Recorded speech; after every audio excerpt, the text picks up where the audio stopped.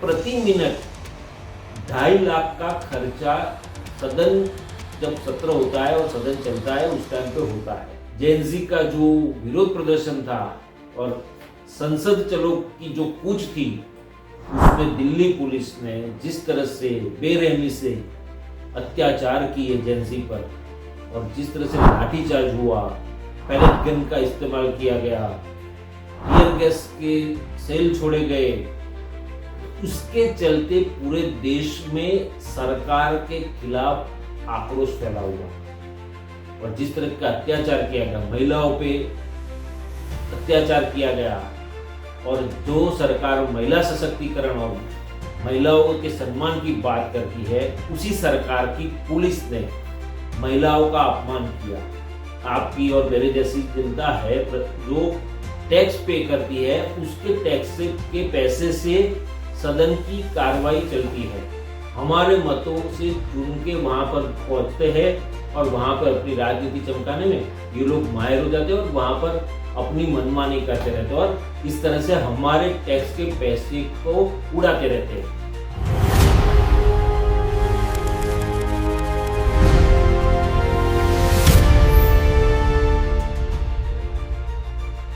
दोस्तों नमस्कार,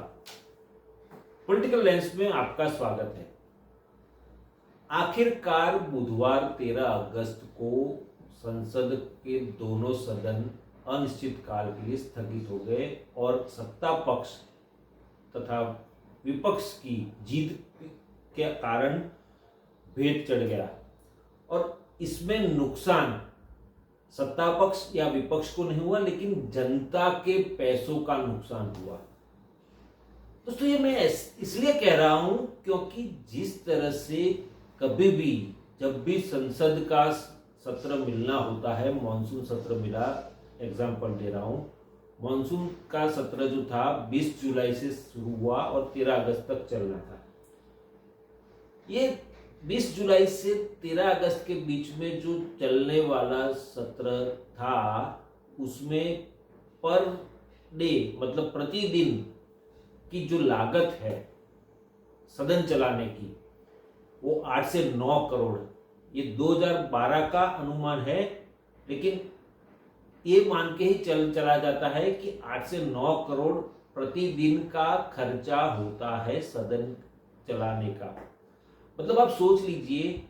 कि प्रति मिनट 2.5 लाख का खर्चा सदन जब सत्र होता है और सदन चलता है उस टाइम पे होता है। तो जिस तरह से 20 जुलाई से मॉनसून सत्र शुरू हुआ पार्लियामेंट का और जिस तरह से 20 जुलाई को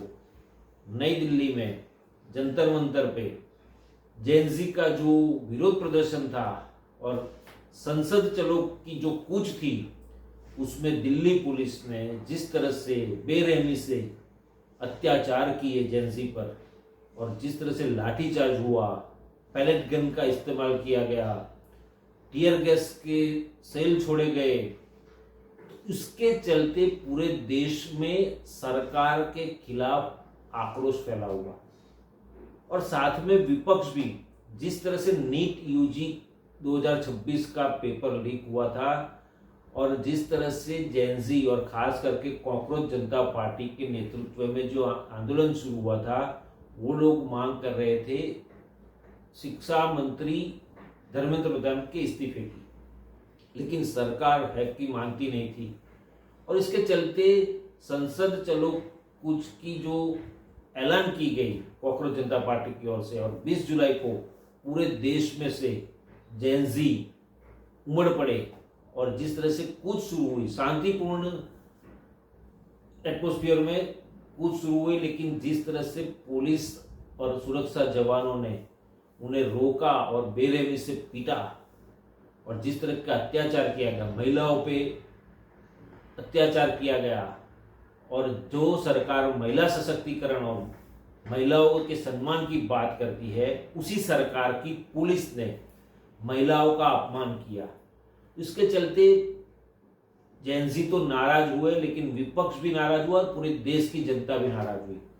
और विपक्ष ने इस मुद्दे को लेकर पूरा हंगामा खड़ा कर दिया और 21 जुलाई से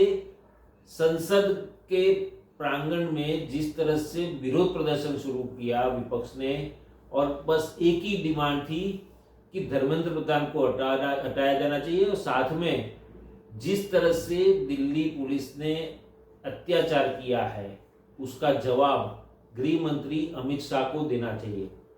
और संसद में परिसर में जिस तरह से ये विरोध प्रदर्शन हो रहा था, और जब सदन शुरू होता तो सदन भी 2-4 मिनट के काम के बाद खत्म हो जाता था और स्थगित किया जाता था, क्योंकि भारी हंगामा देखने को मिल रहा था सदन में भी। तो स्पीकर भी जो थे ओम बिरला, वो सदन को स्थगित कर देते थे, और इस तरह से 13 अगस्त तक ऐसे ही चलता रहा, क्योंकि विपक्ष की डिमांड थी कि धर्मेंद्र प्रधान का तो इस्तीफा हो गया, मगर जो अत्याचार हुआ है युवाओं पे, जेंजी पे, तो इसके लिए गृह मंत्री अमित शाह सदन में आके जवाब दे। और अगर उन्होंने पैलेट गन इस्तेमाल करने का आदेश नहीं दिया तो किसने दिया, उसका भी जवाब दे। लेकिन सरकार भी अपनी जीत पे अड़ी थी, एक तरफ विपक्ष भी जीत पे अड़ा था, और इस दोनों की जीत में जिस तरह से अड़े हुए थे उसके चलते सदन का जो संसद का मानसून सत्र था वो भेंट चढ़ गया। और जो मैंने पहले बताया कि 8 से 9 लाख का प्रतिदिन का खर्चा होता है, तो 15 से 20 दिन अगर संसद चलता है और संसद चलती है तो उसका खर्चा 135 से 180 करोड़ का, मतलब सोचिए हम जनता, जो जनता है देश की, अपने आपकी और मेरे जैसी जनता है जो टैक्स पे करती है, उसके टैक्स के पैसे से सदन की कार्रवाई चलती है। और ये जो अपने मतों से चुने हुए हम लोगों ने, जो जिन लोगों को चुन के भेजा है, वही जनप्रतिनिधि, वही राजनेता अपनी राजनीति चमकाने के चक्कर में अपनी जीत पे अड़ जाते हैं। और जिस तरह से सदन में जो काम होना चाहिए जनता के लिए, जनता पूरे देश का विकास के लिए, और जिस तरह से अलग अलग जो समस्या है उसके निराकरण के लिए जो काम होना चाहिए वो काम नहीं हो पाता, और इसके चलते हमारे टैक्स के पैसे इस तरह से गलत तरीके से उड़ाए जाते हैं। तो दोस्तों, जिस तरह से प्रतिदिन 8 से 9 करोड़ का जो खर्चा होता है ना सदन का, उसमें बाइफरकेशन करेंगे, 2012 का अनुमानित है ये खर्चा, उसमें प्रति मिनट 2.5 लाख का खर्चा होता है। इसमें जो खर्चा होता है ना प्रतिदिन 8 से 9 लाख करोड़ का, उसमें जो खर्चे शामिल होते हैं उसमें खास करके सांसद जो होते हैं ना, जितने भी, चाहे लोकसभा के हो या राज्यसभा के,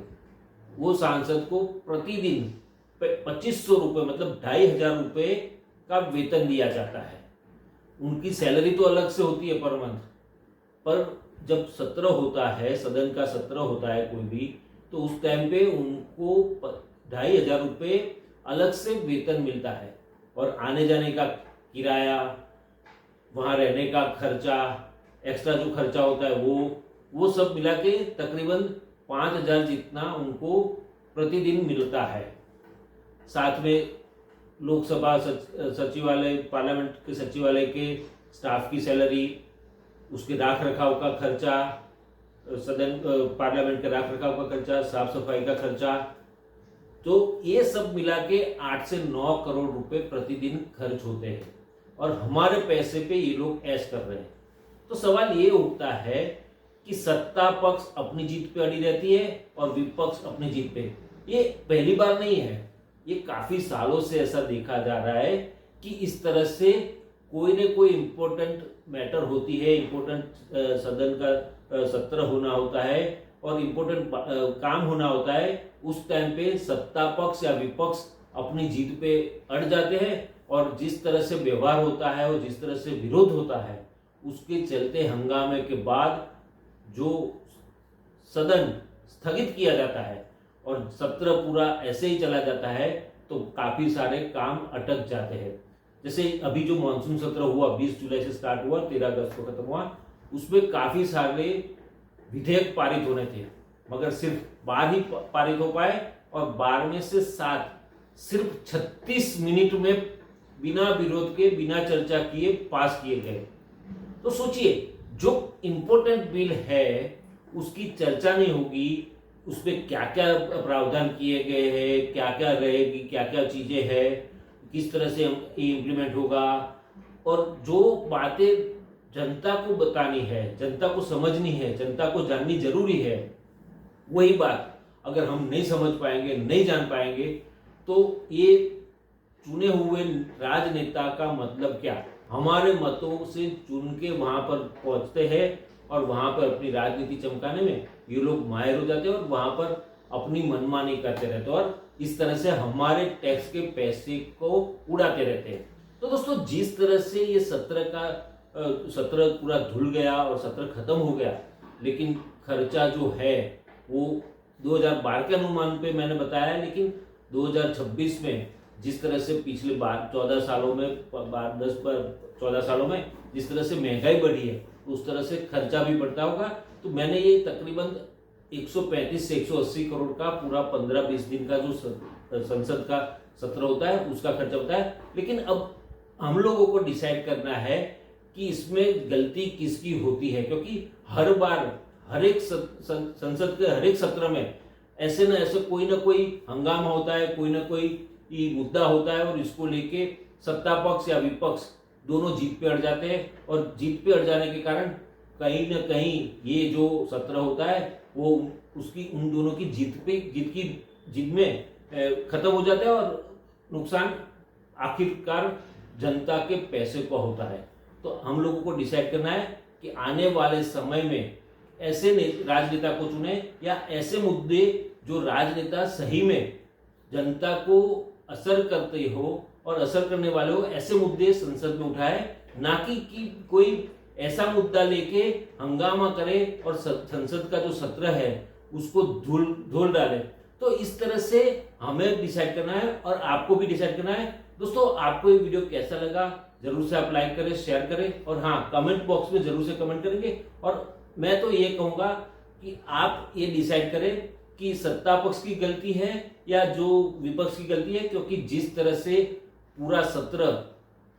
भेंट चढ़ गया दोनों की जीत में, तो उसके कारण जो नुकसान हुआ उसके लिए जवाबदेही कौन है, सत्ता पक्ष है या विपक्ष? कमेंट बॉक्स में जरूर से लिखिए।